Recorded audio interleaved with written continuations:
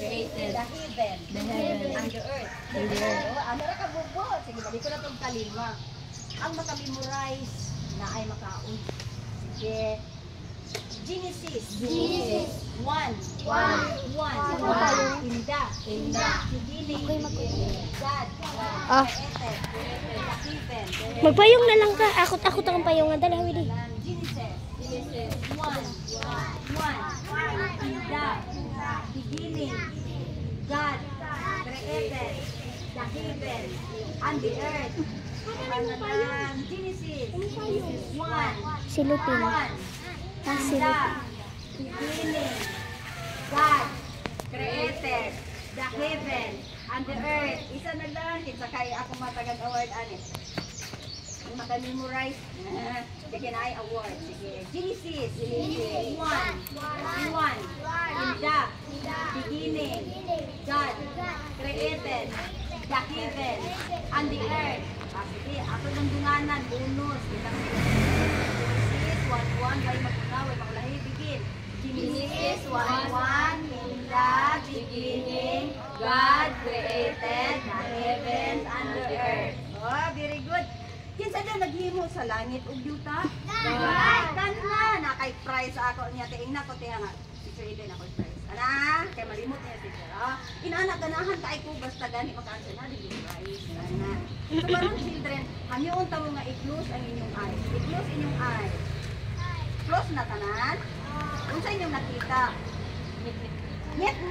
Very good kana o kanang eyes. Sa unang panahon children, inana walay makita. Wala pa'y nahimo. Pero ang Ginoo, iyato siya sa kawalan. So, ganyan siya na, lugawas ang kahayan. Ana na dayon, nakakita na dayon o, kahayan. Nahimo ang kahayan. Himo sa Ginoo ang kahayan. Ikan ra sa iyahang pulong. Pulong. Ang sa magawas akong pulong. Himo sa Ginoo ang kahayan, pinaagi ra sa iyahang pulong. Istorya ra ba? Siya magawas ang kahayag. Pila dito, pila. Pagtanaw sa Ginoo, wow, anindot mang gid ning kahayag. Diba ganahan ba mo kahayag? Asay papilion ta mo children. Asay ganahan ninyo? Hayag o ngit-ngit? Hayag. Ang gito kahayag. Naatagi ko og kanang example. Hatagi ko rason nganong ganahan ka sa hayag. Kaya makakita ko. Dot na, no? Ikaw be. Kailangan kahayag kita makita. Oo, makakita ka sa dalan. Ikaw kuya. Nganong ganahan man gyud ko hayag?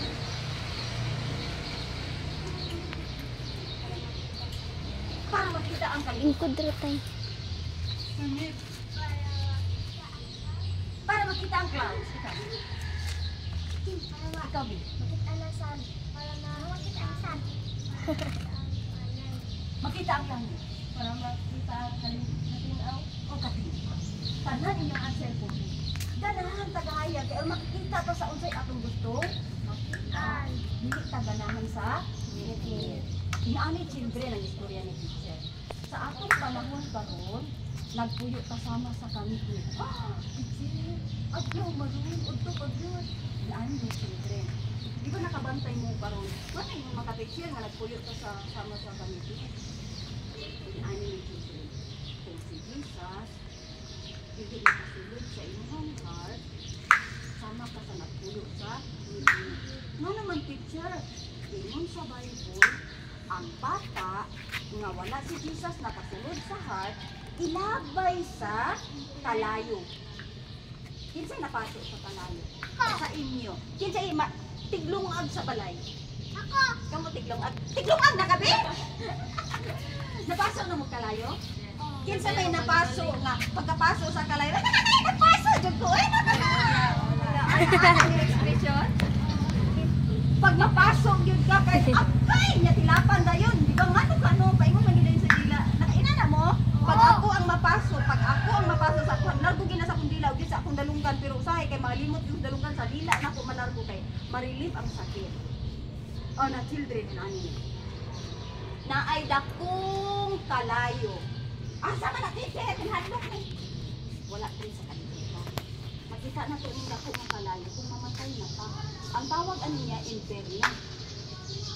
Inferno. Ang inferno children na ay paminaw kay mangutana si teacher niya na ay answer na ay ang answer na ay ang pagka-answer ay ang inferno na ay tulong ka na ay siya'y kalayo, na ay siya'y ulod, na ay siya'y asupre. Teacher, unsa man ang asupre? Nakakita mo ka ng bulkan na hatid lang mo butok. Diba sa TV no? Ito hatid na mo butok. Albay. Unsa nang gawa sa baba? One, aso. Aso, correct! Ang asupre, aso man ang gapuot.